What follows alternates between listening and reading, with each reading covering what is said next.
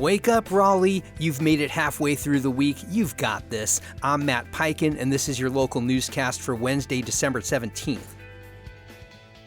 New details have emerged about a $1 million land deal in Cary that bypassed full town council approval. Former town manager Sean Stiegel, who resigned earlier this week, authorized the purchase of 2 lots on Kildare Farm Road at more than double their previous sale price. Internal emails show staff advised against the purchase due to flood risk and limited utility. The transaction occurred just after a tax hike and during a freeze on capital projects. Council members say they were unaware, raising questions about oversight and discretionary spending limits. Read more about this in the News and Observer.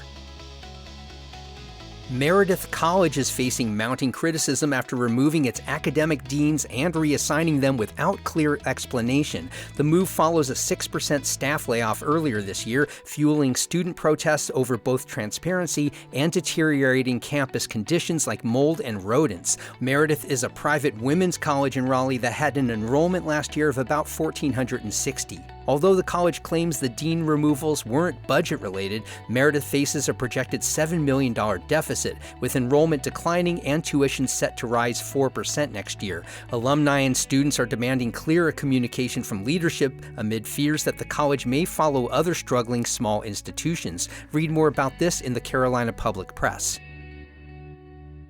It's been a difficult year for North Carolina's migrant farm workers, but advocacy groups are closing it out with a message of resilience. At an event in Durham, the nonprofit It's Our Future celebrated its efforts to support laborers through a season of wage cuts, extreme heat, and labor rights violations. The Department of Labor dropped H-2A visa wages from $16.16 to $12.69, while allowing employers to deduct rent. Advocates say workers faced increased isolation and exploitation.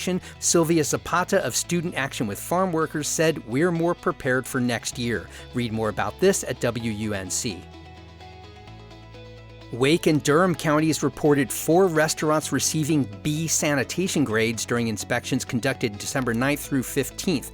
In Wake County, Barath Cafe in Cary scored 87% due to issues like improperly stored milk desserts and undated food containers. In Durham, 92 Korean Chicken, Tokyo Express, and Thai Cafe received scores ranging from 87% to 88.5%, with violations including poor hand washing practices, unsafe food temperatures, and sanitation lapses. These grades reflect adherence to food safety standards aimed at preventing illness. Details are in the News and Observer.